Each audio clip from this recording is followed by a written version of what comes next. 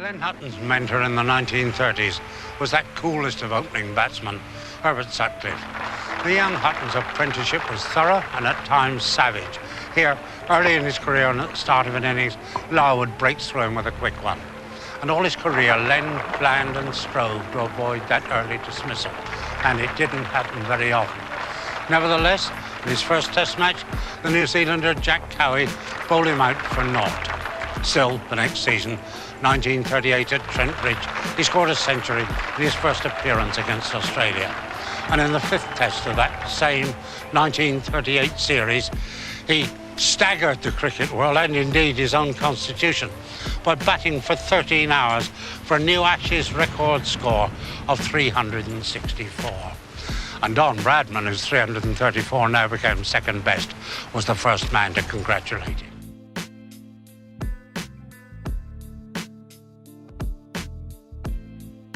Then he broke the record. Len Hutton was an extraordinary player.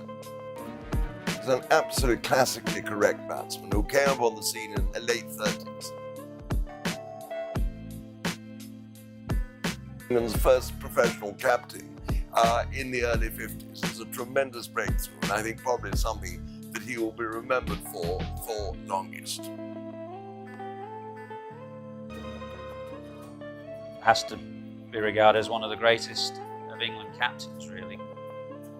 Hutton was as good as anybody batting on difficult pitches.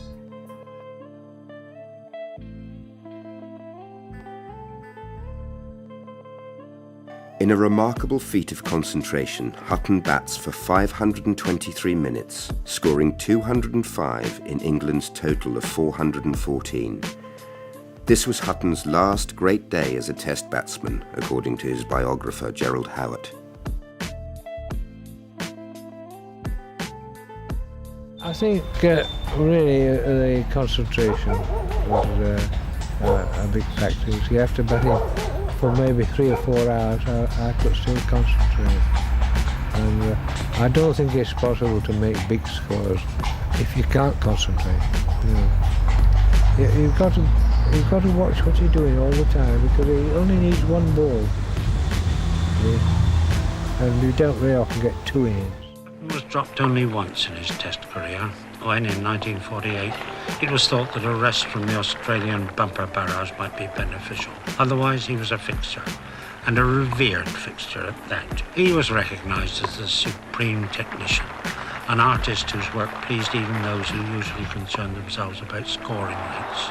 His deep sense of responsibility, especially when he became the first English professional Test captain of modern times, weighed heavily on his spare shoulders.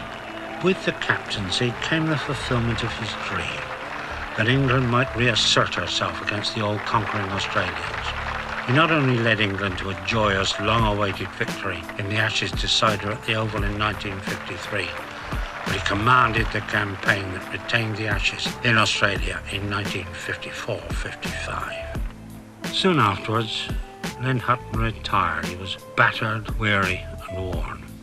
His monarch bestowed a knighthood upon him. There had long been a king himself in the hearts of his loyal legions.